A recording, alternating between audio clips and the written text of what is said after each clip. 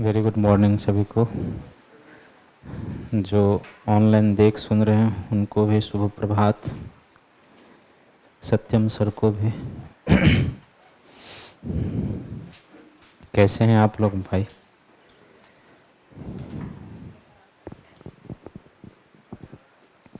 क्या?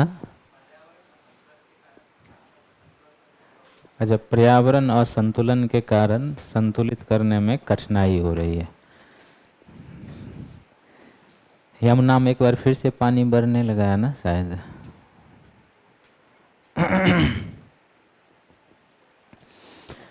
तो पिछली क्लास में कहाँ तक पहुँचे थे हम लोग, कुछ याद है? पॉइंट 4 में रिवीजन कर लेते हैं, फिर आज की क्लास में हम लोग चलेंगे।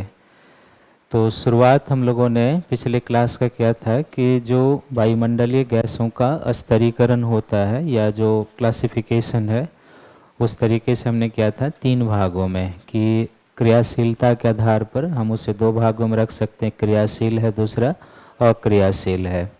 दूसरा था अवस्थिति के आधार पर, कुछ ऐसी गैसें जो वायुमंडल के निचले परतों में और कुछ ऐसी गैसें जो वायुमंडल के ऊपरी परतों में पाए जाते हैं।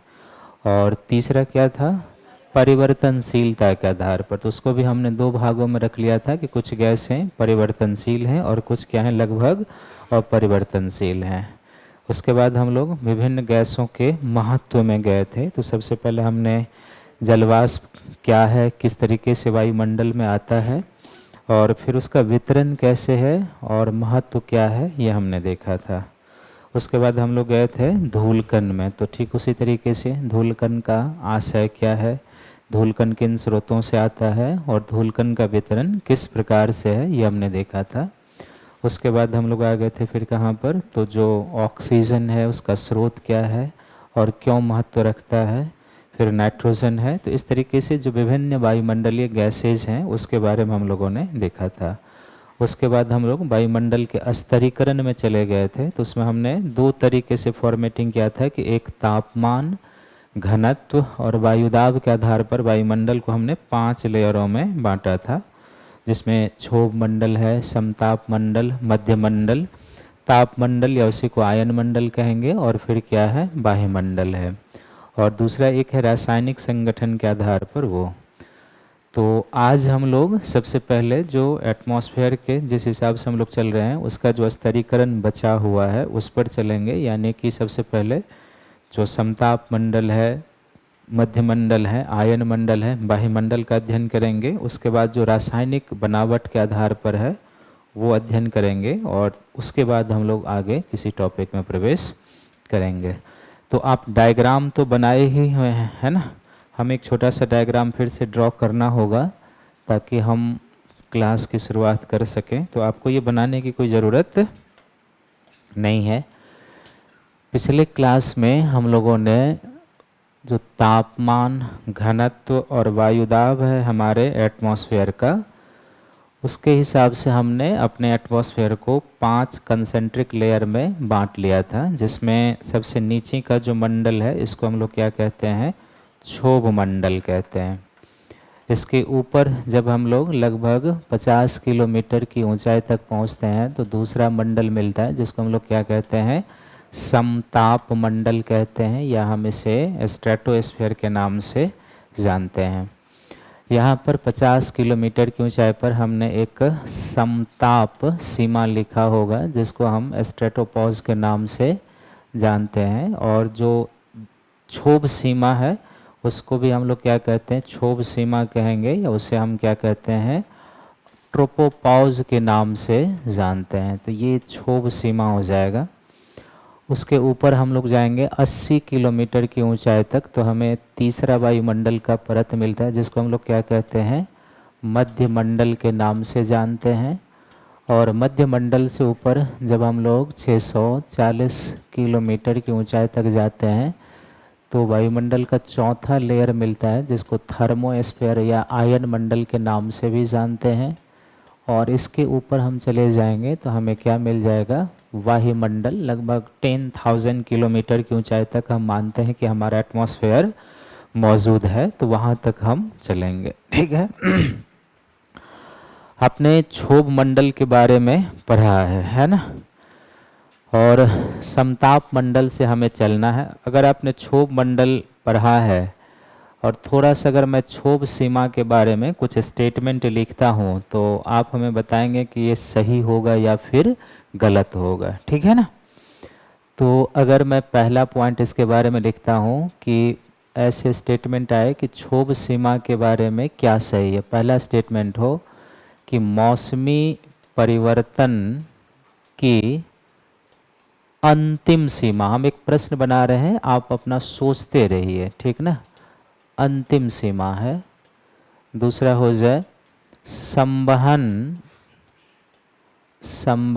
की अंतिम सीमा है, संवहन की अंतिम सीमा। तीसरा स्टेटमेंट यदि हो जाए कि ध्रुवों की तुलना में विषुवत रेखा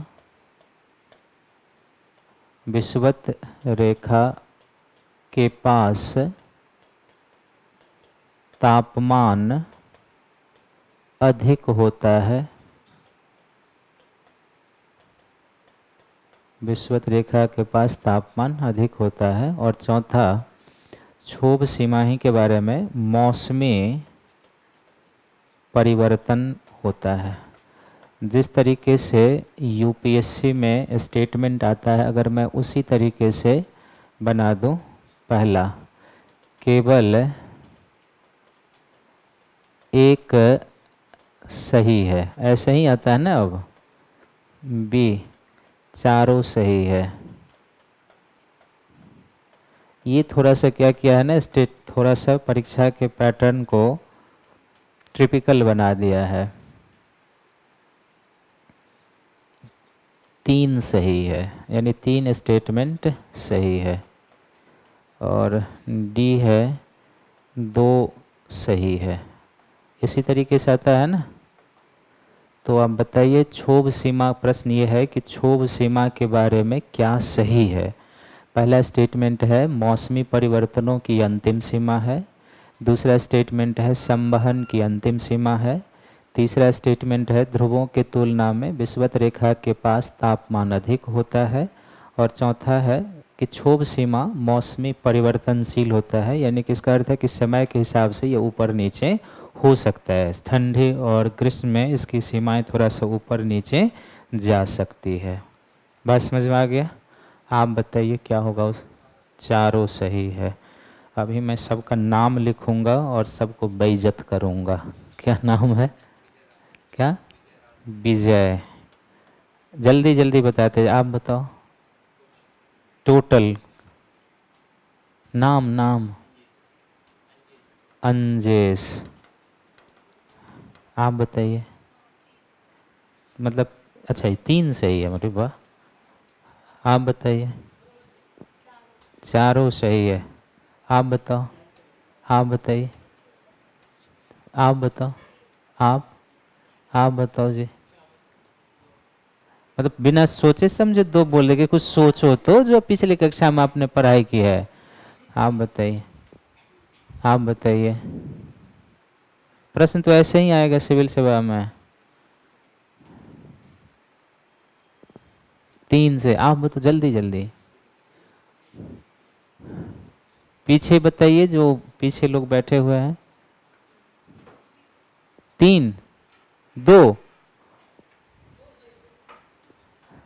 चारों सही है। यार जिन्होंने 3 कहा है उनका सही है, बाकी आप जान लो क्यों गलत है। तीसरा इसमें गलत है ना, आपने लिखा है ना कि जो नॉर्मल टेम्परेचर लैप्स रेट होता है उसके हिसाब से ध्रुवों के पास क्षोभ सीमा का तापमान -40 से -45 डिग्री और विषुवत रेखा के पास -80 से -85 डिग्री। तो इक्वेटर के पास क्षोभ सीमा का तापमान कम है, ध्रुव के पास क्या है? अधिक है। और ये मौसमी परिवर्तन की अंतिम सीमा हो ही जाएगी, क्योंकि आपने लिखा है कि सभी मौसमी घटनाएं इसी मंडल में घटित होते हैं। संवहन की भी अंतिम सीमा है, इसके ऊपर संवहन का विकास होता नहीं है, क्योंकि हम लोगों ने पढ़ा था कि क्षोभ मंडल में ही वायु जब गर्म और हल्की होकर ऊपर उठती है तो इसी के कारण विषुवत रेखा के पास क्या है, क्षोभ सीमा की ऊंचाई अधिक होती है। थोड़ा बहुत ये मौसमी परिवर्तनशील होता है, ग्रीष्म ऋतु में और शीत ऋतु में जो क्षोभ सीमाएं हैं वो थोड़ा सा ऊपर नीचे जाएंगे। ये तो यदि आपने इसका अर्थ सीधा से यही है, या तो आपने पिछले क्लास का रिवीजन नहीं किया है या बिना सोचे समझे जो है सो टिक कर दिया है। मध्यकालीन भारत में एक संत होते थे तुकाराम, ना, महाराष्ट्र भक्ति संत, आप पढ़ेंगे आगे या पढ़े होंगे। तो वैसा तो नहीं है ना तुकाराम के नाम पर मार दो, जो सही हो जाए, जो गलत हो जाए। तो क्या चौथा वाला सही है, मौसमी, यानी ये ग्रीष्म ऋतु में थोड़ा सा ऊपर जाएगा, शीत ऋतु में थोड़ा सा क्या होगा, नीचे आएगा, वो फ्लक्चुएशन होगा इसमें। क्लियर है? तो आपको थोड़ा सा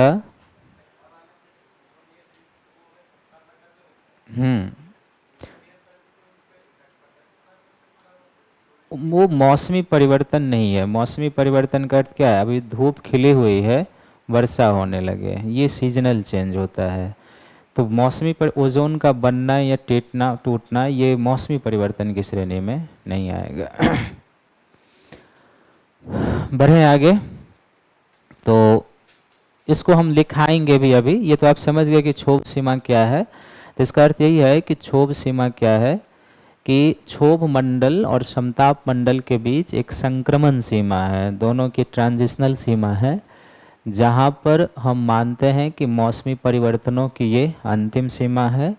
यहाँ पर संवहन की भी अंतिम सीमा, और मौसमी परिवर्तनों की अंतिम सीमा का अर्थ है कि इसी ऊंचाई तक बादल बनेंगे, वर्षा होगी, कोहरा कुहासा जो भी लगना हो इसी ऊंचाई तक होगा, इससे ऊपर जाकर वो नहीं होगा। और ये हम जानते ही हैं। इसके अलावा ये थोड़ा सा उत्तरी गोलार्ध में ग्रीष्म ऋतु जब होगा तो क्षोभ सीमा की ऊंचाई थोड़ी सी अधिक होगी, जब शीत ऋतु होगा तो क्षोभ सीमा की ऊंचाई क्या होगी, कम होगी। ऐसे ही स्थिति दक्षिणी गोलार्ध में होगा, जब वहाँ पर ग्रीष्म होगा तो थोड़ा सा ऊपर जाएगा, और जब शीत होंगे तो थोड़ा सा नीचे जाएंगे। अब ये जो ट्रोपोपॉज है, हम दूसरे मंडल में चल रहे हैं। ट्रोपोपॉज से लगभग 50 किलोमीटर की ऊंचाई तक का जो एरिया होता है, हम इसे क्या कहते हैं, समताप सीमा कहते हैं। शब्द के व्याख्या से हम जाएंगे तो सम माने क्या होता है, बराबर, और ताप माने ताप, यानी ऐसा क्षेत्र जहाँ पर तापमान इक्वल हो। लेकिन इस क्षेत्र में तापमान इक्वल नहीं होता है। नॉर्मली 16 किलोमीटर से लेके जब हम 20 किलोमीटर की ऊंचाई तक जाते हैं तो लगभग यहाँ पर तापमान स्थिर है, कोई परिवर्तन नहीं होता है। लेकिन जब हम समताप मंडल में 20 किलोमीटर से ऊंचाई पर बढ़ते जाते हैं तो जैसे जैसे एल्टीट्यूड बढ़ते जाएगी, यहाँ पर तापमान एक बार बढ़ना फिर से शुरू हो जाता है। और यहाँ पर जो तापमान बढ़ता है उसका मूल कारण है यहाँ पर ओजोन गैस की उपस्थिति है। ये ओजोन क्या करता है, सूर्य से आने वाले हानिकारक परावैंगनी विकिरण को एब्जॉर्ब करता है, जिसके कारण समताप मंडल में ऊंचाई बढ़ने के साथ एक बार तापमान फिर से क्या होता है, बढ़ता है। और जब आप समताप सीमा पर जाएंगे तो फिर से एक बार तापमान बढ़कर यहाँ पर लगभग 100 डिग्री सेंटीग्रेड हमें प्राप्त होता है। क्षोभ सीमा का तापमान कितना था, माइनस में आ गया था। लेकिन जब आप समताप सीमा के पास जाएंगे तो जो यहाँ पर टेम्परेचर इंक्रीज करता है उसके हिसाब से यह तापमान बढ़कर फिर से समताप सीमा पर लगभग 100 डिग्री सेंटीग्रेड के आसपास हमें मिलता है। ये ओजोन की यहाँ पर उपस्थिति है, इसलिए हम लोग इसको ओजोन मंडल के नाम से भी जानते हैं। और ओजोन बनना एक रासायनिक प्रक्रिया है, इसलिए हम इस मंडल को एक और नाम से जानते हैं जिसको हम केमोस्फेयर भी कहते हैं। यानी आप इसे एक तरीके से रासायनिक मंडल भी कह सकते हैं, क्योंकि हमने पढ़ा है कि यहाँ पर ओजोन का क्या होता है, स्वतः निर्माण भी होता है और स्वतः विनाश भी होता है। जब ऑक्सीजन के अणु पर सूर्य के परावैंगनी किरणों का क्या होता है, प्रहार होता है, तो ये किस में बढ़ते हैं, मोनोटॉमिक ऑक्सीजन में। और जब मोनोटॉमिक ऑक्सीजन ऑक्सीजन के अणु से संयोग करते हैं तो ये किस में कन्वर्ट हो जाते हैं, ओजोन में। और अगर ओजोन मोनोटॉमिक ऑक्सीजन से रिएक्ट कर ले तो फिर से ये किस में कन्वर्ट हो जाएगा, ऑक्सीजन के अणुओं में ब्रेक हो जाता है। तो ये समताप मंडल में एक चैपमैन लेयर है, या ये जो केमिकल फॉर्मूला है हम इसे चैपमैन साइकिल भी कहते हैं, चूँकि चैपमैन नाम के वैज्ञानिक ने ही हमें बताए थे कि इस तरीके से यहाँ पर ओजोन का फॉर्मेशन होता है, इसलिए हम इसे चैपमैन साइकिल कहते हैं। तो ओजोन बनने के कारण हम इसे ओजोन मंडल, और ओजोन की उपस्थिति के कारण ही यहाँ पर क्या होता है, टेम्परेचर इंक्रीज करता है। तो वो स्थिति यहाँ पर हमें देखने को मिलती है। अब इस मंडल में क्या है कि जैसे अगर ये संवहन की अंतिम सीमा है तो इस मंडल में वायु की ऊर्ध्वाधर प्रवाह नहीं चलती है, और चलेगी तो केवल क्षैतिज और मंद पवनें चलती है। तो इसमें वायु की वर्टिकल लपटें नहीं चलती है। और दूसरा इसमें क्या होता है कि इसमें मौसमी परिवर्तन नहीं होता है, क्योंकि इसमें नॉर्मल कंडीशन में ना धूलकण की उपस्थिति होती है ना जलवाष्प की उपस्थिति होती है। जबकि हमने देखा है कि धूलकण और जलवाष्प जो है मौसमी परिवर्तन के लिए सबसे ज़रूरी है, क्योंकि उसी से मेघ का निर्माण होगा, वर्षा होंगे, कोहरा कुहासा बन सकता है। तो ये दोनों ही चीज़ें इस मंडल में नहीं पाई जाती है, इसलिए यहाँ पर क्या होता है, मौसमी परिवर्तन जैसी घटनाएं नहीं होती है। तो समताप मंडल जो है मौसमी परिवर्तनों से रहित है, और दूसरा वायु की ऊर्ध्वाधर प्रवाह भी नहीं चलती है, इसलिए यह मंडल जो होता है जेटयान या वायुयान उड़ाने के लिए सबसे अधिक अनुकूल माना जाता है, क्योंकि वेदर इवेंट इसमें कोई नहीं होता है। और एक पॉइंट हमें और ध्यान रखने हैं कि ये जो समताप मंडल है, इस समताप मंडल में कभी कभी ध्रुवों के ऊपर, ऑल एरिया में नहीं, ध्रुवों के ऊपर, खासकर चाहे आर्कटिक रीजन हो या अंटार्कटिका हो, इस क्षेत्र में एक विशेष प्रकार का बादल बनता है जिसको हम पोलर स्ट्रेटोस्फेरिक क्लाउड के नाम से जानते हैं। क्या कहेंगे इसका पूरा नाम, ध्रुवीय समताप मंडलीय बादल कहते हैं हम इसे। ये हमेशा नहीं बनते हैं, ये अंटार्कटिका के ऊपर जब शीत का समय होता है तो अंटार्कटिका पर बनेगा, और जब आर्कटिक में शीत का समय होता है तो वहाँ पर बनता है। अब प्रश्न ये तो उत्पन्न ही होता है कि इस कोई भी बादल बनने के लिए जलवाष्प का होना जरूरी है और धूलकण का होना भी क्या है, ज़रूरी है। तो अगर जेट स्ट्रीम काफ़ी स्ट्रॉन्ग होकर प्रवाहित हो तो कभी कभी जो क्षोभ मंडल की ऊपरी सीमा में प्रवाहित होने वाला जेट स्ट्रीम है, ये क्षोभ सीमा को अतिक्रमण करते हुए ध्रुवों के पास समताप सीमा में या समताप मंडल में प्रवेश कर जाती है। और जब ये जेट स्ट्रीम समताप मंडल में प्रवेश करती है तो अपने साथ क्षोभ मंडल के जलवाष्प और धूलकण को समताप मंडल में भी क्या करते हैं, ट्रांसपोर्ट करते हैं, लेकर जाते हैं। और उसके कारण क्या होता है कि यहाँ पर एक विशेष प्रकार का बादल बनता है जिसको हम ध्रुवीय समताप मंडलीय बादल कहते हैं। ये जो बादल होते हैं हिमकण से बने होते हैं, क्योंकि यहाँ का टेम्परेचर लगभग नीचे में जो होता है वो माइनस के आसपास होता है या 0 डिग्री होता है। तो ये हिमकण से बने बादल होते हैं और काफ़ी चमकीले होते हैं, इसलिए हम इसे मदर ऑफ पर्ल क्लाउड के नाम से भी जानते हैं। क्या कहेंगे हम इसे, मदर ऑफ पर्ल मीन्स क्या होता है, मोती होता है, पर्ल क्लाउड कहते हैं। या हम इसे नेक्रियस बादल के नाम से भी जानते हैं, नेक्रियस क्लाउड भी कहते हैं। और ये जो बादल बनते हैं तो चाहे आर्कटिक रीजन हो या अंटार्कटिका का रीजन हो, यहाँ पर जो ओजोन विघटित होता है इसी बादल के कारण विघटित होता है। इसका कुछ मैकेनिज्म होगा, जब आप ओजोन डिप्लेशन में जाएंगे तो आप पढ़ेंगे। तो यहाँ पर यानी कि अगर ये पोलर रीजन है, आर्कटिक हो या फिर अंटार्कटिक हो, अगर यहाँ पर ओजोन का डिप्लेशन होता है तो इसी बादल के कारण होता है। हमने जैसे दो क्षेत्रों का उल्लेख किया है, तो उत्तरी गोलार्ध में जो 66.5 से नॉर्थ का एरिया है, इसको हम क्या कहेंगे, आर्कटिक रीजन कहते हैं, ठीक है ना। और जो इधर 66.5 से साउथ का एरिया है, इसको हम क्या कहेंगे, अंटार्कटिक रीजन कहते हैं। हमने सीजनल परिवर्तन पढ़े हैं, तो अंटार्कटिका में जो शीत ऋतु होगा, यहाँ पर शीत कब होगा बताइए, महीना का नाम बताइए जल्दी आप लोग, कब होगा, जब हमारे यहाँ ग्रीष्म होगा तब वहाँ पर शीत होगा।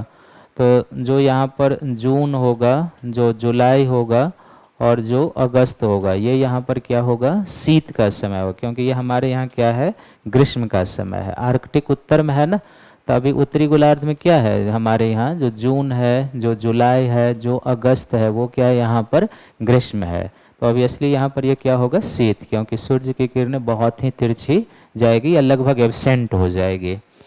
और हमारे यहाँ शीत के बाद क्या आता है, बसंत आता है ना। तो दक्षिणी गोलार्ध में भी शीत के बाद क्या आना चाहिए, बसंत होना चाहिए। तो जून जुलाई अगस्त, यानी कि यहाँ पर जो सितंबर होगा, जो अक्टूबर होगा और जो नवंबर होगा, ये यहाँ पर क्या होगा, बसंत का होगा। तो हमारे यहाँ जब जून जुलाई अगस्त गर्मी का है या वर्षा का सीज़न आप कहते हैं, तो हमारे यहाँ जो सितंबर होता है, जो अक्टूबर होता है, जो नवंबर, ये बेसिकली क्या होता है, शरद होता है, सही है ना। तो शरद और बसंत अपोजिट होगा, आपको पृथ्वी के परिक्रमण में पढ़ाए हैं। आपने देखा है कि जब उत्तरी गोलार्ध में बसंत है, तो दक्षिणी गोलार्ध में क्या है, शरद है। और दक्षिणी गोलार्ध में जब शरद है, बसंत है 21 सितंबर को, तो उत्तरी गोलार्ध में उस समय क्या है, शरद है। तो अगर ये बादल बनते हैं यहाँ पर जून जुलाई अगस्त में, और ओजोन अंटार्कटिका पर टूटता है सितंबर अक्टूबर नवंबर में, ठीक उसी तरीके से यहाँ भी आर्कटिक रीजन में अगर बादल बनना हो, तो आर्कटिक में जब शीत ऋतु होगा, तो आर्कटिक में शीत कब होगा, दिसंबर जनवरी फरवरी में। और आर्कटिक में बसंत कब होगा, फरवरी मार्च अप्रैल सब का समय। तो दोनों ही जगह जब शीत की दशाएं होती है तो वो बादल बनते हैं, और दोनों ही जगह जब बसंत की दशाएं होंगी तो उस बादल के प्रभाव से ओजोन का विघटन होता है। तो हम इसे ध्रुवीय समताप मंडलीय बादल। तो जैसे मैंने पहले ही कहा कि ये जो क्लाउड हैं, ये नॉर्मल क्लाउड नहीं है, हमेशा बनने वाले बादल नहीं होते हैं, कुछ विशेष परिस्थितियों में ही बनता है, अन्यथा फिर ये नहीं बनते हैं। नहीं तो मौसमी परिवर्तनों की जो अंतिम सीमा है वो क्या है, क्षोभ सीमा ही मानी जाती है। क्लियर है। तो नीचे में आप एक हेडिंग लिखिए, हम लोग पढ़ चुके हैं ना क्षोभ मंडल। दूसरा लिखिए सम,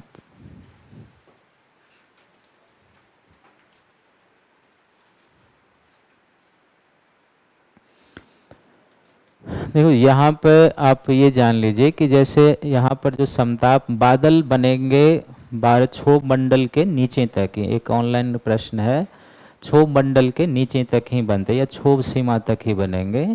समताप अभी आप देखेंगे मध्य मंडल में भी बादल बनेगा, वो भी एक्सेप्शनल बादल होता है।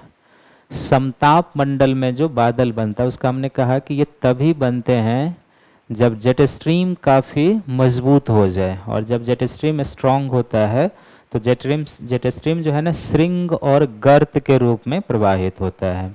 तो जब उसका श्रृंग मजबूत हो जाएगा तो वायु की लपटें क्या होगी, ऊपर की ओर जाती है उसमें। तो उस कंडीशन में जेट स्ट्रीम क्षोभ सीमा का अतिक्रमण करते हुए समताप सीमा में प्रवेश कर जाती है, और जब प्रवेश करेगी तब वो अपने साथ क्षोभ मंडल का कुछ धूलकण और जो जलवाष्प होता है ट्रांसपोर्ट करके ले जाते हैं समताप मंडल में, तब जाकर ये बादल बनते हैं। नहीं तो समताप मंडल में फिर ये बादल नहीं बनेंगे। और जितने भी बादल होंगे सब बनेंगे क्षोभ मंडल में। तो उसमें हम लोग जब क्लाउड वाले टॉपिक में जाएंगे तो उस पर चर्चा होगी कि कैसे बनते हैं, कितने ऊंचाई तक कौन बादल बनेंगे। इसमें लिखेंगे, इसमें क्या हम लोगों की हेडिंग है, समताप मंडल, है ना। तो लिखिए पहला पॉइंट समताप मंडल में पॉइंट वाइज लिखेंगे। लिखिए क्षोभ सीमा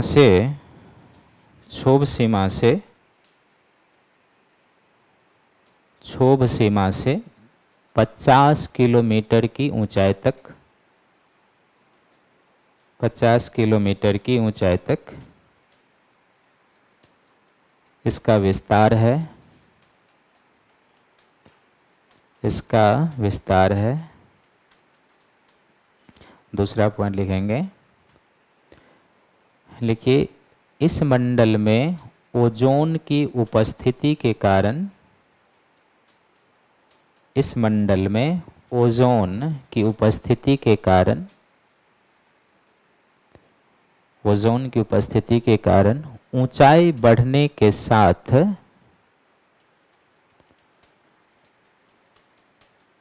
ऊंचाई बढ़ने के साथ तापमान में वृद्धि होती है, तापमान में वृद्धि होती है, क्योंकि ओजोन के द्वारा तापमान में वृद्धि होती है, क्योंकि ओजोन के द्वारा सूर्य के परावैगिनी विकिरण को, क्योंकि ओजोन के द्वारा सूर्य के परावैगिनी विकिरण को अवशोषित कर लिया जाता है, परावैगिनी विकिरण को अवशोषित कर लिया जाता है। दूसरा अगला पॉइंट लिखिए, ओजोन की उपस्थिति के कारण,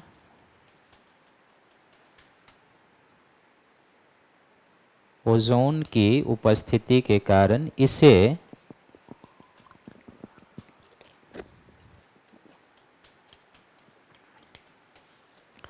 ओजोन की उपस्थिति के कारण इसे ओजोन मंडल भी कहते हैं।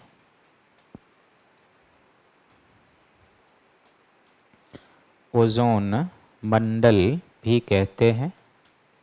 तो अगला पॉइंट लिखेंगे देखिए ओजोन का बनना, ओजोन का बनना एक रासायनिक प्रक्रिया है। ओजोन का बनना एक रासायनिक प्रक्रिया है, इसलिए इसे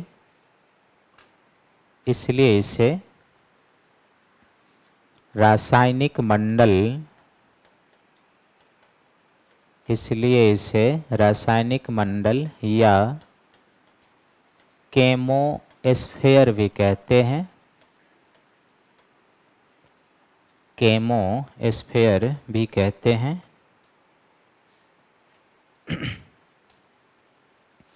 केमोस्फेयर भी कहते हैं। फिर अगला पॉइंट लिखेंगे, लिखिए इस मंडल में जलवाष्प और धूलकण की, इस मंडल में जलवाष्प और धूलकण की अनुपस्थिति है। जलवाष्प और धूलकण की अनुपस्थिति है तथा वायु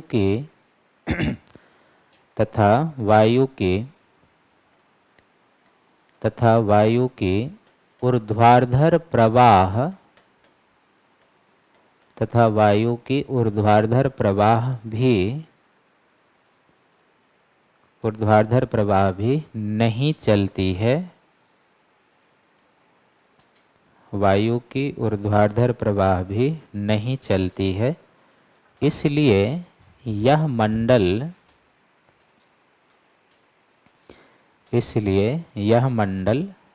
मौसमी परिवर्तनों से रहित है। इसलिए यह मंडल मौसमी परिवर्तनों से रहित है। इसलिए यह मंडल मौसमी परिवर्तनों से रहित है। यही कारण है कि यह मंडल जेटयान या वायुयान, यही कारण है कि यह मंडल जेटयान या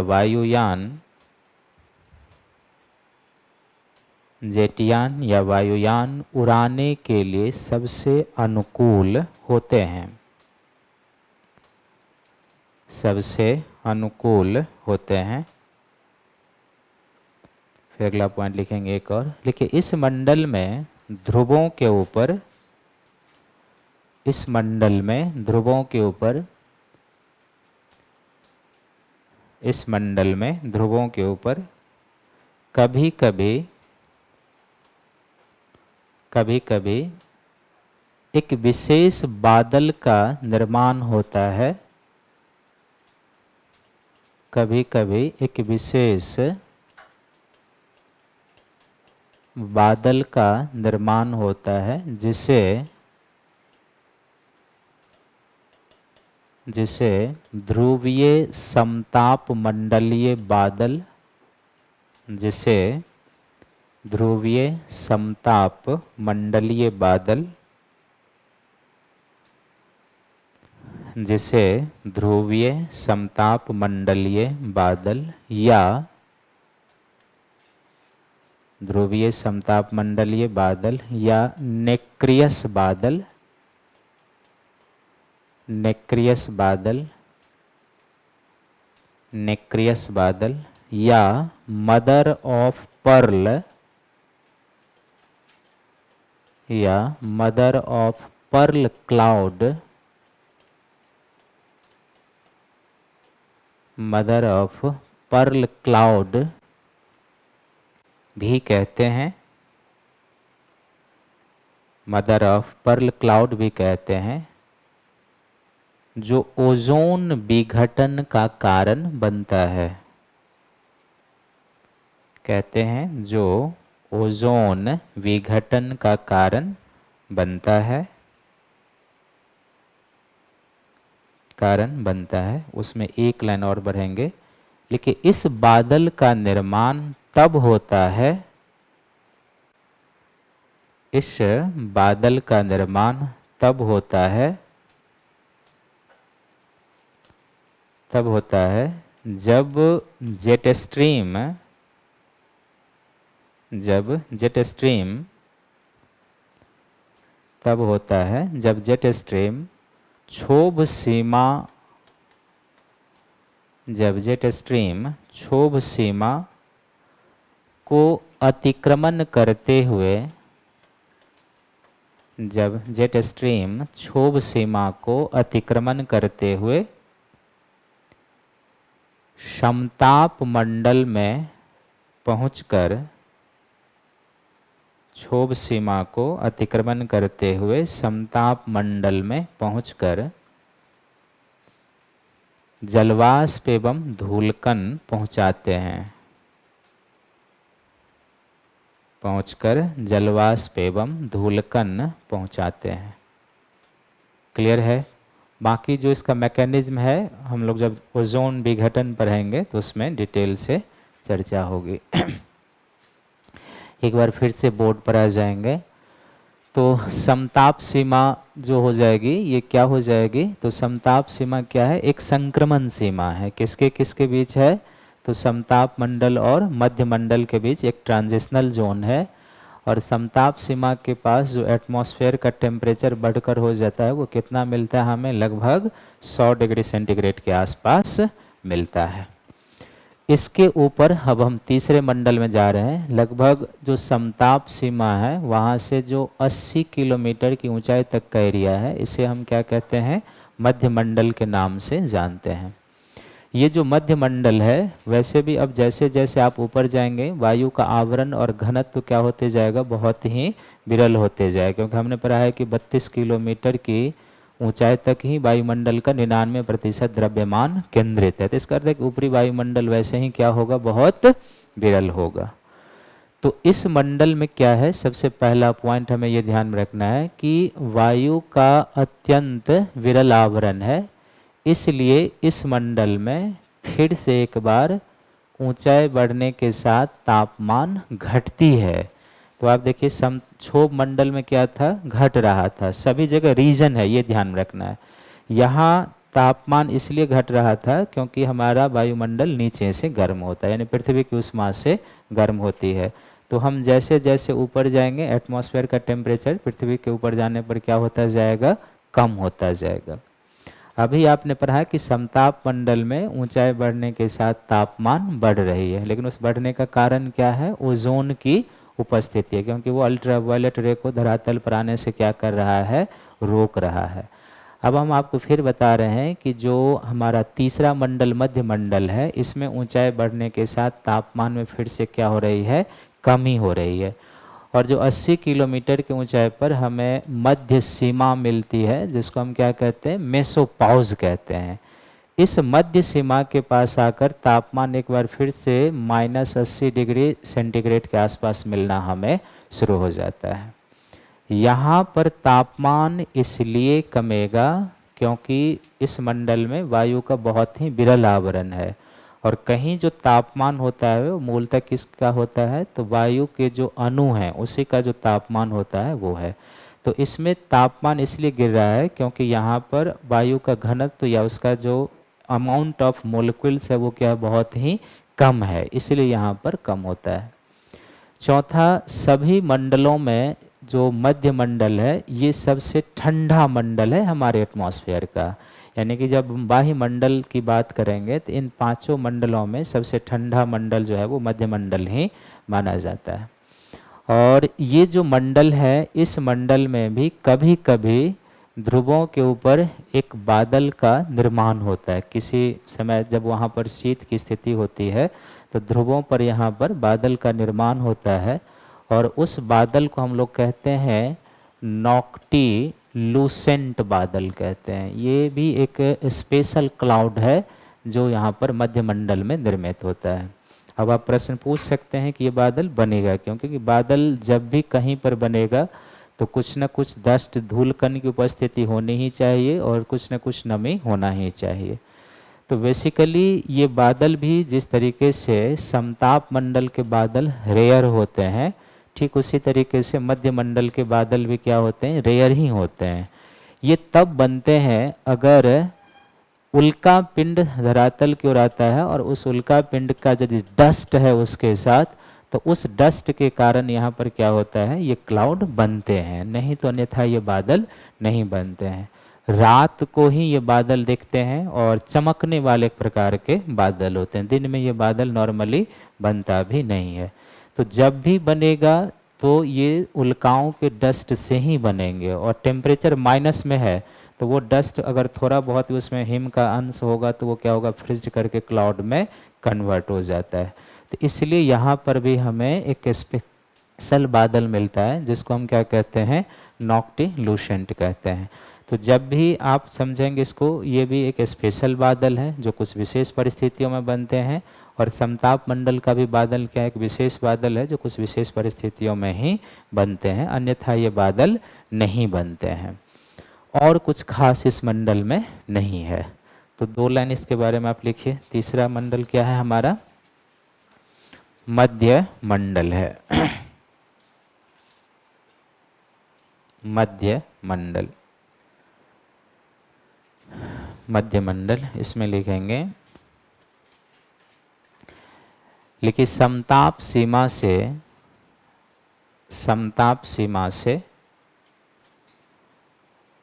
80 किलोमीटर की ऊंचाई तक का क्षेत्र, समताप सीमा से 80 किलोमीटर की ऊंचाई तक का क्षेत्र मध्य मंडल कहलाता है। 80 किलोमीटर की ऊंचाई तक का क्षेत्र मध्य मंडल कहलाता है। दूसरा पॉइंट लिखेंगे, देखिए इस मंडल में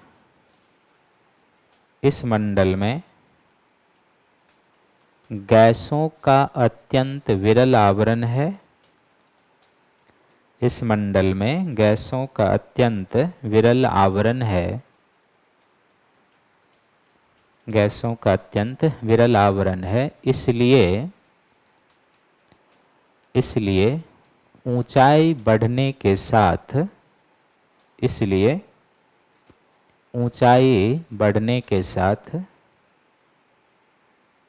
ऊंचाई बढ़ने के साथ एक बार पुनः तापमान में कमी आती है।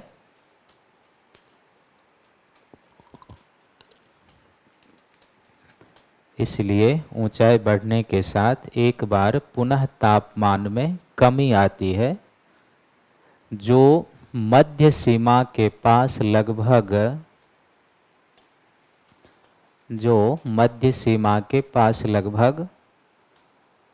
-80 डिग्री सेंटीग्रेड प्राप्त होता है। कहीं कहीं -100 डिग्री भी लिखा हुआ है, तो वो भी आप गलत नहीं मानेंगे, ठीक ना। जो मध्य सीमा के पास -80 डिग्री सेंटीग्रेड प्राप्त होता है। अगला पॉइंट लिखेंगे, यह वायुमंडल की सबसे ठंडी परत है। यह वायुमंडल की सबसे ठंडी परत है। सबसे ठंडी परत है। फिर अगला पॉइंट लिखेंगे, लिखिए इस मंडल में भी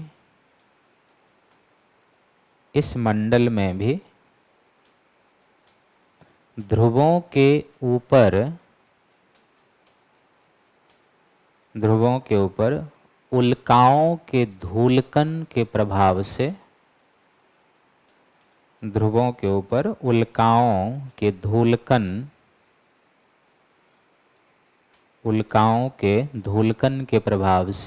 एक विशेष प्रकार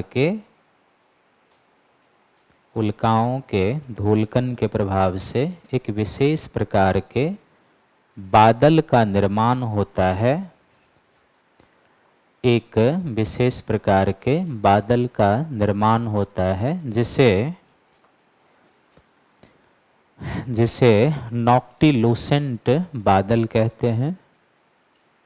एक विशेष प्रकार के बादल का निर्माण होता है, जिसे नॉक्टिलूसेंट बादल कहते हैं। नॉक्टिलूसेंट बादल कहते हैं। क्लियर है? फिर से आप एक बार बोर्ड पर आ जाइए। तो हमारे एटमॉस्फेयर का जो चौथा मंडल है, हम इसे क्या कहते हैं? ताप मंडल कहते हैं, या हम इसे क्या कहते हैं? आयन मंडल के नाम से भी जानते हैं। तभी आप लिखेंगे नहीं।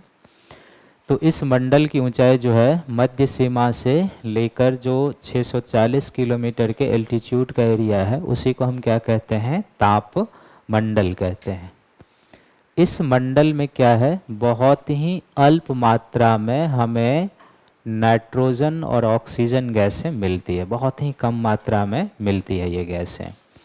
और ये जो नाइट्रोजन और ऑक्सीजन गैसें हमें इस ताप मंडल में मिलता है, तो यहाँ पर क्या होगा? एयर प्रेशर बहुत कम होगा, क्योंकि जैसे जैसे हम ऊपर जाएंगे वायु का आवरण क्या होते जा रहा है? कम होते जा रहा है। तो घनत्व तो कम हो जाएगा एटमॉस्फेयर का, और घनत्व तो कम होगा तो वायु का दबाव भी क्या हो जाएगा? बहुत कम हो जाएगा। तो यहाँ पर एयर प्रेशर बहुत कम है, यानी दबाव कम है, और जिसमें हमें नाइट्रोजन और ऑक्सीजन के अणु मिलते हैं।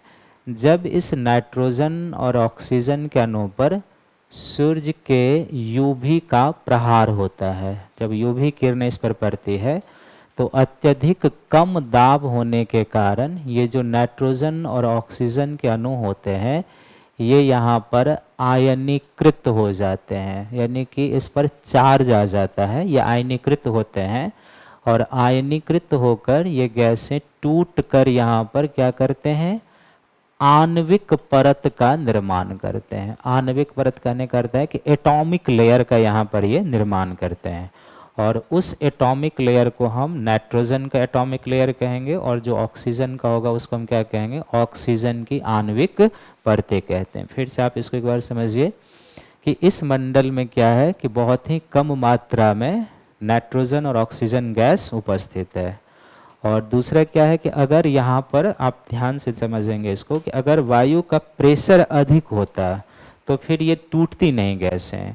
लेकिन चूंकि यहाँ पर क्या है कि वायु का घनत्व तो बहुत कम है, प्रेशर वायुमंडल का कम है, और कम प्रेशर होने के कारण जो नाइट्रोजन और ऑक्सीजन का अणु है, इस पर जैसे ही सूर्य का फोटॉन पड़ता है, ये गैसें क्या होती है? ब्रेक होने लगती है, क्योंकि प्रेशर कम है तो इसको रोकने वाला कोई है नहीं।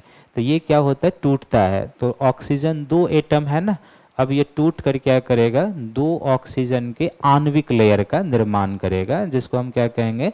एटॉमिक लेयर कहेंगे। उसी तरीके से नाइट्रोजन भी यहाँ पर टूट कर क्या करेगा? नाइट्रोजन के आणविक लेयर का निर्माण करेगा, जिसको हम नाइट्रोजन की आणविक परतें कहते हैं। अब इससे बहुत सारा चीज़ यहाँ पर होगा, अब आपको ध्यान से समझना है। तो ये जो आणविक परतें बनाती हैं, इन्हीं परत को हमने जो पिछला दिन के क्लास में लिखा था कि यहाँ पर डी, ई, एफ और जी परतें पाई जाती है। तो ये जो D, E1, E2, F1, F2 और G परत है, ये कुछ और नहीं है बल्कि नाइट्रोजन और ऑक्सीजन के टूटने से बनने वाली क्या है, आणविक परतें हैं, एटॉमिक लेयर हैं। इस परत के बारे में हमें सबसे पहले जो जानकारी मिली थी वो रेडियो तरंगों से मिली थी। क्यों मिली थी? क्योंकि यही लेयर है जो धरातल से जब रेडियो तरंगें भेजी जाती है तो इन्हीं आणविक परतों से टकराकर पुनः धरातल पर आते हैं। तब धरातल पर हमारा रेडियो, टेप, ट्रांजिस्टर, इस तरीके के इलेक्ट्रॉनिक उपकरण क्या होते हैं, काम करते हैं। तो इस लेयर के बारे में हमें जानकारी ही मिली थी रेडियो वेव से, रेडियो तरंगों से मिली थी। अब इस मंडल में क्या है कि चूंकि आयन की उपस्थिति है और आयन की उपस्थिति होने के कारण क्या होता है कि इस मंडल की वायु जो होती है वो क्या होती है, विद्युत आवेशित होती है, इलेक्ट्रिकली चार्ज होती है यहाँ की वायु, क्योंकि एटॉमिक आयन है तो वो क्या करेगा, वायु को आवेशित करके रखता है। और तीसरा अब यहाँ पर होगा कि आयन की उपस्थिति के कारण इस मंडल में जैसे जैसे ऊंचाई बढ़ते जाएगी एक बार फिर से तापमान इंक्रीज करना शुरू हो जाएगा।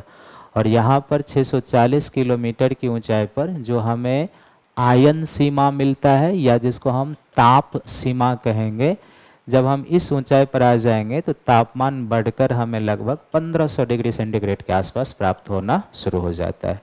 तापमान बढ़ क्यों रहा है? क्योंकि यहाँ पर नाइट्रोजन और ऑक्सीजन का आयन जो क्या है वो उपस्थित है, और उसके कारण जैसे जैसे एल्टीट्यूड बढ़ते जा रही है वैसे वैसे यहाँ पर तापमान क्या होते जा रहा है, बढ़ते जा रहा है। अब यहाँ पर आयन की उपस्थिति है, इसलिए हम इसको एक और नाम से जानते हैं, आयन मंडल कहते हैं। नॉर्मली या तो आप इसे थर्मोस्फीयर कहेंगे या आयन मंडल कहेंगे, या फिर आप इसे क्या कह सकते हैं, आयन मंडल भी कह सकते हैं। पांचवा क्या हो जाएगा कि इस मंडल में क्या होता है कि एक ध्रुवों के ऊपर होता तो दिन में भी है रात में भी, लेकिन रात में इसका प्रभाव हमें ज़्यादा महसूस होता है। ध्रुवों के ऊपर इस मंडल में क्या होता है, प्रकाश की घटनाएं होती है, रंग बिरंगे प्रकाश की घटना होती है, और इस प्रकाश की घटना को हम लोग ऑरोरा कहते हैं। क्या कहते हैं इसको? ऑरोरा। और ध्रुवों के संदर्भ में उत्तरी ध्रुव पर हम इसे ऑरोरा बोरियोलिस कहते हैं और दक्षिणी ध्रुव पर हम उसे ऑरोरा ऑस्ट्रेलिस कहते हैं। ये प्रकाश की जो घटनाएं होती है यहाँ पर, ये होता क्यों है, तो इसको भी थोड़ा सा संक्षिप्त में आप जान लीजिए। जैसे ये जो हमारी पृथ्वी है ना, तो पृथ्वी का जो चुंबक होता है, ये पृथ्वी का चुंबक एक दंड चुंबक की भांति काम करता है, बार मैग्नेट की भांति काम करता है। और दंड चुंबक है तो चुंबक के क्या होते हैं, दो ध्रुव होंगे, एक क्या होगा उसका पॉजिटिव ध्रुव होगा और दूसरा क्या होगा, नेगेटिव ध्रुव होगा। और चुंबक की दूसरी विशेषता होती है कि चुंबक से चुंबकीय बल रेखाएं निकलती है, जिसको हम क्या कहते हैं, मैग्नेटिक लाइंस ऑफ फोर्स कहते हैं। मैग्नेटिक लाइंस ऑफ फोर्स की विशेषता होती है कि वो मैग्नेटिक लाइंस ऑफ फोर्स एक ध्रुव से निकलेगा और दूसरे ध्रुव में क्या हो जाएगा, प्रवेश कर जाएगा, और एक भी मैग्नेटिक लाइंस ऑफ फोर्स एक दूसरे को इंटरसेक्ट नहीं करेगा, क्रॉस नहीं करेगा। ये एक ध्रुव से निकलेगा और दूसरे ध्रुव में इसी तरीके से क्या होता जाएगा, प्रवेश करता जाएगा। तो हमारी पृथ्वी क्या करती है, जो मैग्नेट एक बार मैग्नेट की भांति काम करता है, और इससे जो चुंबकीय रेखाएं निकलती है, इस चुंबकीय रेखाओं के प्रभाव से हम कहेंगे ये पृथ्वी का एक तरीके से चुंबकीय मंडल है, मैग्नेटोस्फीयर है ये पृथ्वी का। और ये जो चुंबकीय मंडल है पृथ्वी का, अब इस पर अगर सूर्य से कोई तूफान या स्टॉर्म आता है तो इस तूफान या स्टॉर्म के प्रभाव से ही यहाँ पर क्या होती है, प्रकाश की घटनाएं होती है। जस्ट अगले टॉपिक में चलेंगे तो आपको बताएंगे चुंबकीय झंझावत क्या होता है सूर्य का और कैसे वो उत्पन्न होता है। तो ये जो प्रकाश की घटनाएं होती है तभी होती है कि जब सूर्य का जो सौर तूफान होता है, लगभग वो 700-800 किलोमीटर रफ्तार की पवनें होती है एक तरीके से, और उसमें भी क्या होता है, इलेक्ट्रॉन और प्रोटॉन का गुण होता है। तो इलेक्ट्रॉन की उपस्थिति के कारण उसमें भी क्या होगा, चुंबक का गुण होता है। तो अगर इसमें भी चुंबकीय गुण है और पृथ्वी अपना चुंबकीय मंडल बनाती ही है, तो जब ये चुंबकीय गुणों वाले सौर तूफान पृथ्वी के चुंबकीय मंडल अर्थात आयन मंडल में प्रवेश करता है, तो उससे क्या होती है, प्रकाश की घटनाएं होती है। क्योंकि अगर सेम ध्रुव वाला गुण होगा तो हम पढ़ते हैं कि सेम चार्ज में रिपल्सन की घटनाएं होती है और अपोजिट चार्ज में क्या होता है, आकर्षण। तो इसलिए इससे ध्रुवों पर क्या होता है, प्रकाश की घटनाएं होती है, जिसको हम लोग ऑरोरा कहते हैं। और ध्रुवों के संदर्भ में हम इसे क्या कहेंगे, ऑरोरा बोरियालिस और ऑरोरा ऑस्ट्रेलियाइस। ये होता नहीं, अगर आयन मंडल में आयन की उपस्थिति नहीं होती तो फिर नहीं होता। तो वहाँ आयन है, पृथ्वी अपना चुंबकीय मंडल भी बनाती है, उसके कारण ये क्या होता है, ध्रुवों पर रंग बिरंगे रेनबो जैसे होता है ना वर्षा के समय, वो रेनबो जैसे प्रकाश की घटनाएं यहाँ पर होती है। तो ये जो मौसम मंडल है ना, बड़ा ही सेंसिटिव माना जाता है। और इस मंडल में फिर क्या होगा कि चूंकि आयन की उपस्थिति है, तो जब भी कभी कोई उल्का पिंड पृथ्वी के वायुमंडल में प्रवेश करता है, तो वो यहाँ के आयनिक वायु के संपर्क में आने से घर्षित होकर जल जाता है और वो पृथ्वी तक नॉर्मली नहीं आता है। कभी कभी रात को आप देखते होंगे कि एक बहुत ही स्पीड से, है ना, तारा नीचे की ओर आता हुआ दिखाई देता है। कुछ कुछ होता है, मूवी देखें आप लोग? नहीं, आप लोग तो नए जनरेशन वाले, तो आप लोगों के जनरेशन का वो मूवी है भी नहीं ना। कुछ कुछ होता है मूवी में, उसके बारे में बताया गया है कि वो कहते हैं शूटिंग स्टार कहते हैं उसको, कि इसमें देखने से आपकी मन्नतें पूरी हो जाती है। शाहरुख खान कहते हैं कि रानी मुखर्जी को कि तुम देखो और मुझे मांग, कहने का मतलब यही होता है। तो आप लोग भी इसको ट्राई कीजिएगा एक बार, रात में जब दिखाई दे तो आप लोग क्या मांगेंगे मुझे सब पता है। वो कहेगा मुझे उससे शादी करा देना, वो कहेगा मुझे उससे, ये नहीं कि मुझे आईएएस बना देना। तो वो बेसिकली जो शूटिंग स्टार होता है ना, वो यही होता है कि जब वो मेटियोर्स का कुछ कण वायुमंडल में प्रवेश करता है, तो यहाँ के आयनीकृत वायु के संपर्क में आकर घर्षित होने से वो क्या होता है, जलता है, और इसीलिए वो प्रकाश करता हुआ आपको दिखाई देता है। तो इसका तात्पर्य यह भी है कि आयन मंडल उल्काओं से हमारी सुरक्षा करता है। अगर आयन मंडल नहीं होता तो जो आकाशीय उल्काएं हैं वो सीधे क्या होते, पृथ्वी तक आ जाते, और तब उसका इम्पैक्ट कई तरीके से पड़ सकता था। तो ये आयन मंडल है। फिर से एक बार आप संक्षिप्त में थोड़ा सा समझ लीजिए स्पीड में कि आयन मंडल की ऊंचाई कितनी है, मध्य सीमा से 640 किलोमीटर तक, पहला पॉइंट। दूसरा पॉइंट हमने आपको क्या बताया कि इस मंडल में बहुत ही अल्प मात्रा में नाइट्रोजन और ऑक्सीजन गैसें हैं, और चूंकि वायु का प्रेशर यहाँ पर बहुत कम है, तो प्रेशर कम होने के कारण जब इस पर यूवी किरणें पड़ती है तो ये नाइट्रोजन और ऑक्सीजन क्या होता है, आयनीजाइड हो जाता है, और जो अभी अणु के रूप में था वो क्या होगा, टूट जाएगा और एटॉमिक लेयर बनाना शुरू करता है। तो ये जो यहाँ पर DEFG पढ़ते हैं, ये और कुछ नहीं है, ये बेसिकली ऑक्सीजन और नाइट्रोजन के टूटने से बनने वाली आणविक परतें हैं, जिन्हें हम नाइट्रोजनिक एटॉमिक परत कहेंगे या फिर ऑक्सीजन के एटॉमिक परत कहते हैं। अब सब कुछ इसी आयन पर फंक्शन पर याद रखना है कि इस मंडल की जानकारी हमें कैसे मिली, तो रेडियो तरंगों की उपस्थिति से मिली, क्योंकि यही परतें होंगी जो डिफरेंट फ्रीक्वेंसी वाली रेडियो वेव को धरातल पर लाती है, वो हम भी आपको बताएंगे। अब आयन की उपस्थिति के कारण यहाँ की वायु क्या है, आवेशित है, और आवेशित होने के कारण इस मंडल में एल्टीट्यूड बढ़ने के साथ साथ तापमान क्या हो रहा है, बढ़ रहा है, और 640 किलोमीटर की ऊंचाई जो आयन सीमा है या ताप सीमा है, वहाँ पर टेम्परेचर बढ़कर 1500 डिग्री सेंटीग्रेड के आसपास मिलना शुरू हो जाएगा। आयन की उपस्थिति के कारण ही हम इसे क्या कहते हैं, आयन मंडल भी कहेंगे। अब ये मंडल उल्काओं से हमारी रक्षा करता है। इसी मंडल में ऑरोरा की घटना होती है, जो कहाँ पर होती है, ध्रुवों पर। रात्रि के दिन में भी होता है, लेकिन दिन में इसका इम्पैक्ट हमें कम दिखाई देता है। रात में ये रंग बिरंगे प्रकाश की सावर होता है, जैसे आप विवाह में वो कलर वाले पटाखे चलाते हैं ना, तो वो सावर जैसा यहाँ पर होता है। ये सावर होता क्यों है, तो थोड़ा सा हमें इस फंक्शन को ध्यान में रखना है। और लास्ट में आपको क्या बताया था कि इस मंडल में क्या है कि ये उल्काओं से हमारी रक्षा भी करता है। ठीक है, तो लिखिए नीचे में हेडिंग बना लीजिए एक ताप मंडल।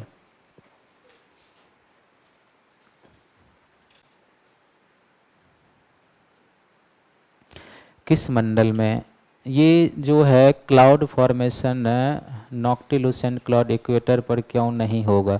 इक्वेटर पर इसलिए नहीं होता है क्योंकि डस्ट जब भी आकर्षित होगा, इसको समझने की जरूरत है कि पृथ्वी के गुरुत्वाकर्षण का मान कहाँ पर अधिक है, ध्रुवों पर अधिक है। तो जो भी आकाशीय पिंड पृथ्वी की ओर आते हैं, पृथ्वी के गुरुत्वाकर्षण के प्रभाव से वो ध्रुवों की ओर ज़्यादा डिफ्लेक्ट होते हैं, तो इसलिए ये ध्रुव की ओर जाते हैं। और इसीलिए हमने बताया कि जो मध्य मंडल में नॉक्टिलुसेंट क्लाउड बनेगा वो ध्रुवों की तरफ ही बनता है, क्योंकि वो मेटियोर्स अगर आता है तो उसका जो कुछ धूलकण या उसके साथ जो हिमकण होगा वो ध्रुव की ओर जाने के कारण ही वहाँ पर वो क्लाउड का फॉर्मेशन करता है, नहीं तो नहीं करेगा। और क्लाउड फॉर्मेशन ओनली पोल के ऊपर ही क्यों होगा, इसका रीज़न ये है कि जैसे अब हम समताप मंडल की बात करें, जहाँ पर ध्रुवीय समताप मंडलीय बादल बने हैं, वो बादल बना क्यों है, क्योंकि जेट स्ट्रीम का अतिक्रमण हुआ है। तो हम जानते हैं ना कि जेट स्ट्रीम 6 से 14 किलोमीटर की ऊंचाई में प्रवाहित होती है। उष्ण कटिबंधों में या विषुवत रेखा के पास क्षोभ सीमा की ऊंचाई क्या है, 16 से 18 किलोमीटर है। तो वहाँ पर जेट स्ट्रीम का क्षोभ सीमा को ब्रेक करके समताप सीमा में पहुँचना थोड़ा सा कठिन काम है, क्योंकि उतनी ऊंचाई की श्रृंगें बननी चाहिए।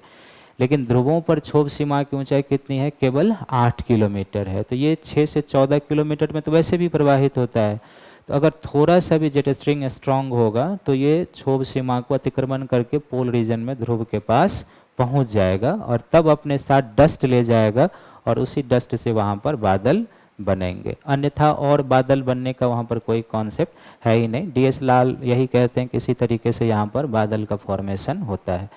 और ये जो मध्य मंडल वाला बादल है, तो कोई भी जो ब्रह्मांडीय पार्टिकल्स है, जैसे सौर प्रकाश क्यों ध्रुवों पर हो रहा है, ये सौर प्रकाश या अरोरा की घटना भी तो विषुवत रेखा के पास हो सकती है।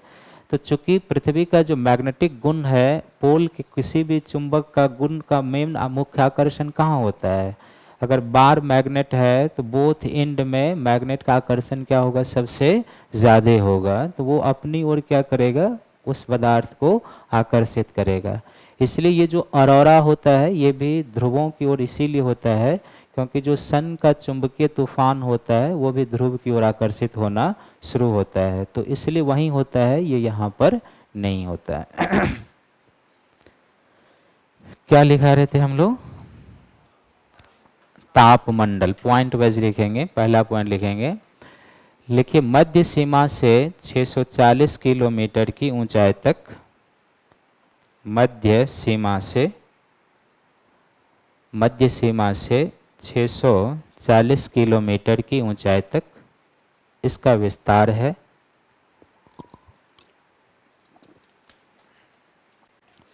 छः 640 किलोमीटर तक इसका विस्तार है। दूसरा पॉइंट लिखेंगे, लिखिए इस मंडल में, इस मंडल में अत्यंत कम दबाव पर, अत्यंत कम दबाव पर नाइट्रोजन और ऑक्सीजन गैसें, नाइट्रोजन और ऑक्सीजन गैसें उपस्थित है। नाइट्रोजन और ऑक्सीजन गैस उपस्थित है, उपस्थित है, जो सूर्य के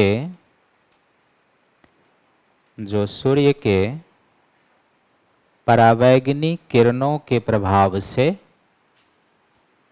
जो सूर्य के परावैंगनी,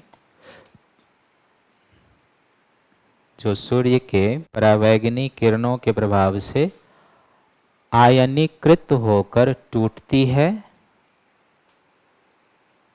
आयनीकृत होकर, आयनिजाइड होकर टूटती है, आयनीकृत होकर टूटती है, तथा ऑक्सीजन, आयनीकृत होकर टूटती है तथा ऑक्सीजन और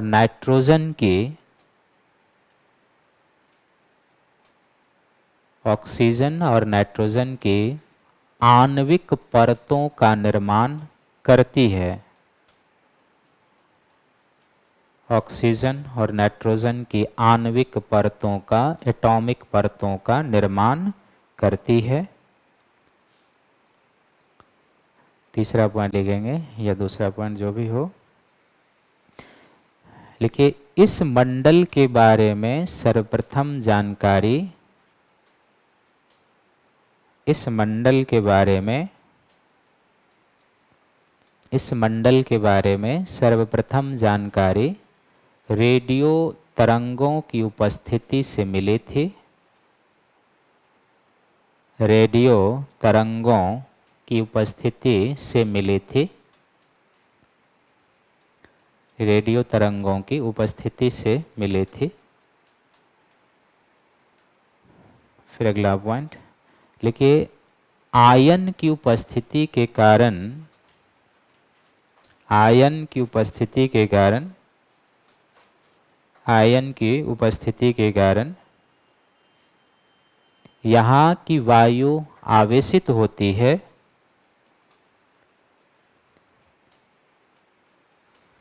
यहाँ की वायु आवेशित होती है और ऊंचाई बढ़ने के साथ, और ऊंचाई बढ़ने के साथ तापमान में वृद्धि होती है। ऊंचाई बढ़ने के साथ तापमान में वृद्धि होती है, जो आयन सीमा के पास पहुंचकर, ऊंचाई बढ़ने के साथ तापमान में वृद्धि होती है, जो आयन सीमा के पास, आयन सीमा का क्या अर्थ हुआ, 640 किलोमीटर की ऊंचाई, आयन सीमा के पास पहुंचकर लगभग 1500 डिग्री सेंटीग्रेड प्राप्त होता है। लगभग 1500 डिग्री सेंटीग्रेड प्राप्त होता है। फिर अगला पॉइंट लिखिए आयन की उपस्थिति के कारण, आयन की उपस्थिति के कारण, आयन की उपस्थिति के कारण इसे आयन मंडल भी कहते हैं। आयन की उपस्थिति के कारण इसे आयन मंडल भी कहते हैं। इसे आयन मंडल भी कहते हैं। फिर अगला पॉइंट लिखेंगे, लेकिन यह मंडल उल्काओं से हमारी सुरक्षा करता है। यह मंडल उल्काओं से हमारी सुरक्षा करता है। उल्काओं से हमारी सुरक्षा करता है। फिर अगला पॉइंट लिखिए, इस मंडल में सूर्य के चुंबकीय तूफान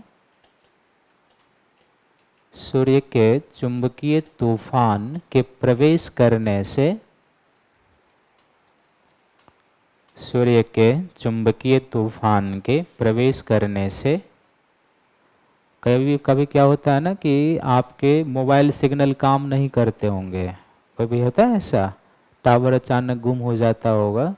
ये सब फंक्शन आयन मंडल से जुड़ा हुआ है। अगर सूर्य का चुंबकीय तूफान बहुत मजबूत होगा तो यहाँ से जो रेडियो तरंगें परावर्तित होकर आती है ना, वो उसको रोक लेती है। और अगर रेडियो तरंगों को वो रोक ली तो धरातल पर जितने भी इलेक्ट्रॉनिक उपकरण है सब काम करना क्या कर देगा, बंद कर देता है। तो कभी कभी जो आपके मोबाइल का या टीवी का सिग्नल अचानक ख़राब हो जाता है और जो 4-5 मिनटों या 1-2 सेकंडों तक उस तरीके से स्थिति रहती है, ये इसी कारण से होता है। क्योंकि जब ये सौर तूफान यहाँ पर प्रवेश करता है तो ये इस रेडियो तरंग जो इसी एटॉमिक लेयर से आता है टकराकर, उसको क्या करता है, रोक लेता है। और रोक लेगा तो आपके जितने भी इस तरह की चीज़ें हैं सब काम करना बंद कर देता है। तो क्या हम लोग लिख रहे थे, प्रवेश करने से ध्रुवों के ऊपर प्रकाश की घटनाएं होती है, ध्रुवों के ऊपर प्रकाश की घटनाएं होती है, प्रकाश की घटनाएं होती है, जिसे उत्तरी ध्रुव पर, जिसे उत्तरी ध्रुव पर ऑरोरा बॉरियोलिस, जिसे उत्तरी ध्रुव पर ऑरोरा बॉरियोलिस और दक्षिणी ध्रुव पर ऑरोरा ऑस्ट्रेलिस कहते हैं। दक्षिणी ध्रुव पर ऑरोरा ऑस्ट्रेलिस कहते हैं, ऑरोरा ऑस्ट्रेलिस कहते हैं।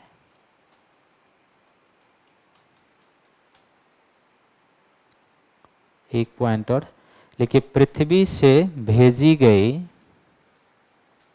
पृथ्वी से भेजी गई, पृथ्वी से भेजी गई रेडियो तरंगें,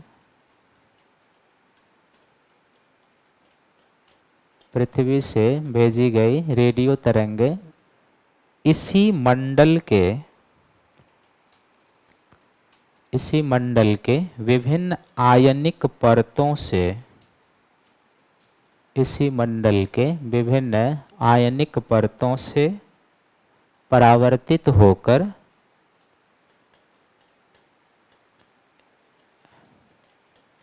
विभिन्न आयनिक परतों से परावर्तित होकर धरातल पर आती है, धरातल पर आती है, जिससे धरातल पर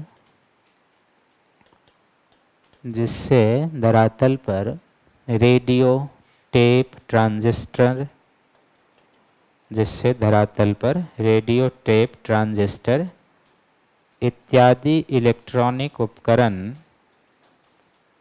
जिससे धरातल पर रेडियो टेप ट्रांजिस्टर इत्यादि इलेक्ट्रॉनिक उपकरण कार्य करते हैं, इलेक्ट्रॉनिक उपकरण कार्य करते हैं। कुछ इसी तरीके से यहाँ का फंक्शन होता है। अब आप थोड़ा सा एक बार फिर से बोर्ड पर आ जाइए। ये जो आयन मंडल है ना, इसी में हमने लिखा था पहले क्लास में, आपको याद होगा कि यहाँ पर विभिन्न लेयर का निर्माण होता है। उस इमेज में आप जाइए तो हमने डी लेयर लिखा होगा, जो पहले क्लास का इमेज है ना, उसमें जाइए आप थोड़ा सा, है ना, डी परत है, ई परत है, एफ परत है और जी परत है। तो आप ध्यान से सुनिए कि यहाँ पर बेसिकली ये जो परतें हैं, ये दोनों सभी परतें क्या है, तो ये एक तरीके से नाइट्रोजन की और दूसरा किसकी, ऑक्सीजन की एटॉमिक लेयर है। और ये जो नाइट्रोजन और ऑक्सीजन की आणविक परत है, इसी आणविक लेयर से क्या होता है, जो धरातल से रेडियो तरंगे भेजी जाती है, तो वो तरंगे यहाँ पहुँचती है और इस डिफरेंट लेयर से टकराकर जो है यहाँ पर आती है। तो इसका कॉन्सेप्ट अब यहाँ से ये भी निकलता है कि ये लेयर बन क्यों रहा है, तो नाइट्रोजन और ऑक्सीजन पर जब पराबैंगनी किरणें पड़ती है तो इसका अर्थ है कि इनमें से अधिकांश लेयर दिन में होंगे, रात में अधिकांश लेयर क्या हो जाएंगे, समाप्त हो जाएंगे। इसीलिए रात के समय जब आप दूर स्टेशन ट्यून करते हैं तो आवाज़ क्या होता है, बहुत फ्लक्चुएट करते रहता है। गांव में जब आप, अब तो थोड़ा सा सुधार हो चुका है, जब आप आज से 8 से 10 साल पहले रात को BBC सुनते थे तो होता था ना, कभी आवाज़ काफ़ी तेज़ी से बढ़ता था और आवाज़ कभी काफ़ी तेज़ी से कम हो जाता था। तो ये परतें अधिकांश दिन में बनती है, इसीलिए जब रात में आप दूर स्टेशन ट्यून करते हैं तो आवाज़ क्या होता है, घटता बढ़ता दिखाई देता है, क्योंकि यहीं से रेडियो वेव रिटर्न होकर आएगा तो यहाँ पर काम करेगा। तो इसमें जो डी परतें होती है, ये रेडियो की लघु तरंगें जो होती है, जो निम्न फ्रीक्वेंसी वाली होती है। जैसे आप अपने मोबाइल में रेडियो मिर्ची सब सुनते हैं ना, कि नहीं सुनते हैं, दिल्ली में सुनते हैं ना FM सब, तो कितने फ्रीक्वेंसी बैंड पर होता है?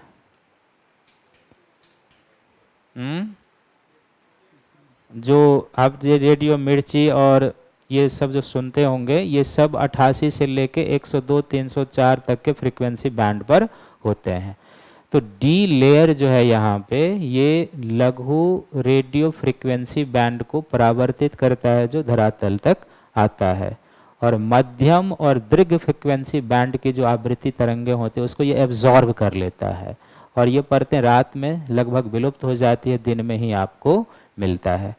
तो इस डिफरेंट लेयर से ही वो क्या होते हैं, टकराकर आते हैं, जिससे यहाँ पर इलेक्ट्रॉनिक उपकरण काम करना शुरू करता है। तो क्या हमने लास्ट लाइन लिखाया है आपको,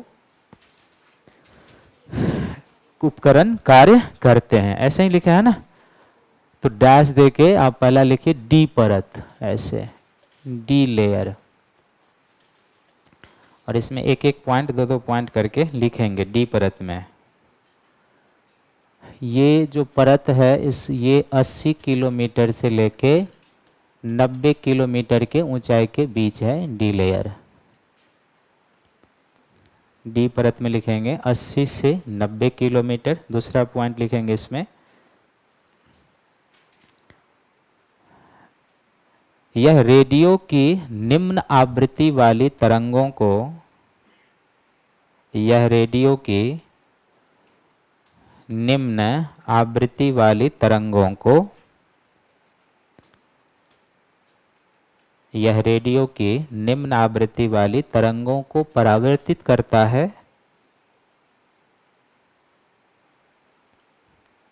निम्न आवृत्ति वाली तरंगों को परावर्तित करता है, तथा मध्यम और दीर्घ,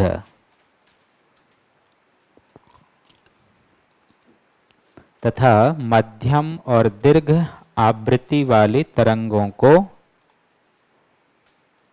तथा मध्यम और दीर्घ आवृत्ति वाली तरंगों को अवशोषित कर लेता है, तथा मध्यम और दीर्घ आवृत्ति वाली तरंगों को अवशोषित कर लेता है।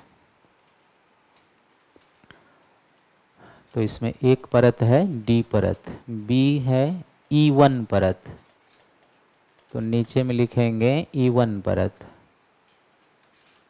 E1 परत ऊंचाई हो जाएगा ये 90 किलोमीटर से 130 किलोमीटर के बीच, 90 किलोमीटर से 130 किलोमीटर।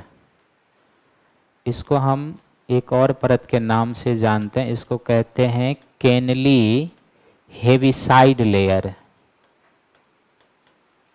केनली हेविसाइड परत भी कहते हैं, उन्होंने ही इसके बारे में जानकारी दी है, तो इसको कहते हैं केनली हेविसाइड परत, केनली हेविसाइड परत। ये जो परत है रेडियो की दीर्घ और मध्यम आवृत्ति वाली तरंग को परावर्तित करती है। तीसरा पॉइंट, यह रेडियो की दीर्घ और मध्यम आवृत्ति वाली तरंगों को परावर्तित करती है, परावर्तित करती है। सी हो जाएगा E2 परत, E2 परत। E2 परत के सामने में लिखिए ऊंचाई 130 किलोमीटर से 150 किलोमीटर तक।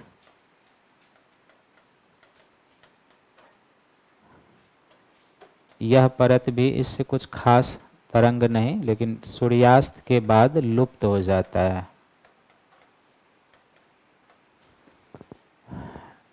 डी,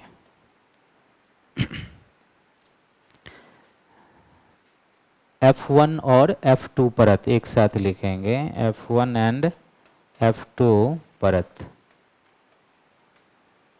तो F1 और F2 परत का जो कॉमन ले लेंगे, तो 150 किलोमीटर से इसकी एल्टीट्यूड शुरू होती है, और 150 किलोमीटर से लगभग 380 किलोमीटर या 400 किलोमीटर तक, 380 किलोमीटर तक पाई जाती है।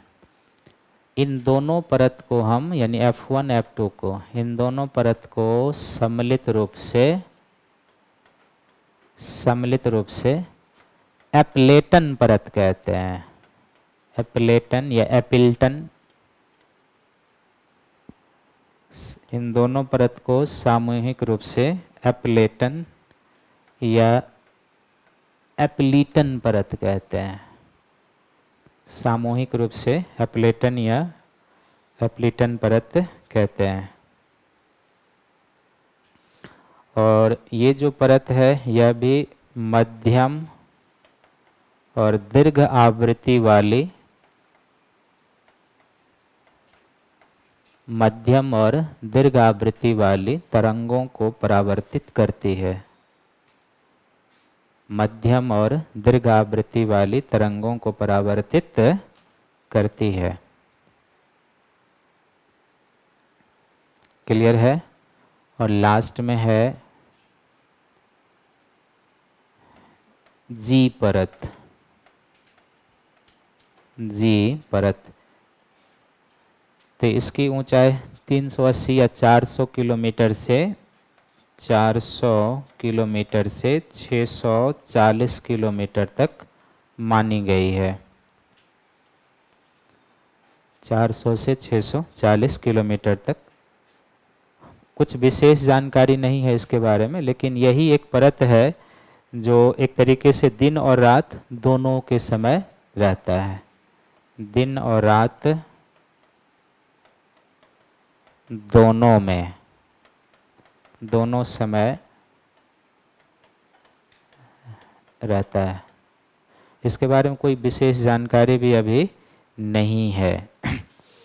तो यही जो रेडियो तरंगें आती है ना यहाँ से, इसी आधार पर हमें इस मंडल के बारे में जानकारी मिली थी, जो हमने पहले एक पॉइंट मेंशन कराया था कि रेडियो तरंगों की उपस्थिति के कारण इस मंडल की क्या हुई थी, जानकारी हमें मिली है। तो जितने भी, एक बार ये क्वेश्चन पूछा हुआ है एप्लेटन लेयर किसको कहा जाता है, तो इसको आप ध्यान में रखेंगे। और एक केनली हेविसाइड परत किसको कहा जाता है, ये भी थोड़ा सा ध्यान में रखेंगे। बाकी डायरेक्ट स्टेट पीसीएस में तो कई बार ये प्रश्न पूछा ही गया है कि रेडियो तरंगें किस मंडल से परावर्तित होकर आती है। अब अगर अंदर जाकर पूछेगा कि कौन सा लेयर, डी, ई, एफ, तो आप आराम से उसका जवाब दे सकते हैं। और इसी तरीके से है हम जो रेडियो तरंगें, जैसे इसका संदर्भ ये है कि थोड़ा सा इसमें जब आप संचार कम्युनिकेशन पढ़ेंगे तो होगा। जैसे हम सैटेलाइट यूज़ करते हैं ना, तो सैटेलाइट यूज़ करते हैं तो सैटेलाइट भी इस मंडल के ऊपरी भागों में हम थोड़ा सा रखते हैं। तो सैटेलाइट जो होता है उससे क्या होता है कि जब आप रेडियो ट्यून करते हैं, जैसे ओपन करते हैं ना, तो ब्रॉडकास्टिंग सेंटर से वेव तरंगें क्या होती है, पहुंचती है कहाँ पर, आयन मंडल में। फिर वहाँ से रिफ्लेक्ट होकर वो आती है, तब आपका रेडियो काम करना शुरू होता है। तो जितना भी ये फंक्शन होता है ये सब यहीं से होता है। और अब कई बार क्या होता है कि अगर सूर्य का जो चुंबकीय तूफान है ये बहुत स्ट्रांग है, वो अगर इसमें आ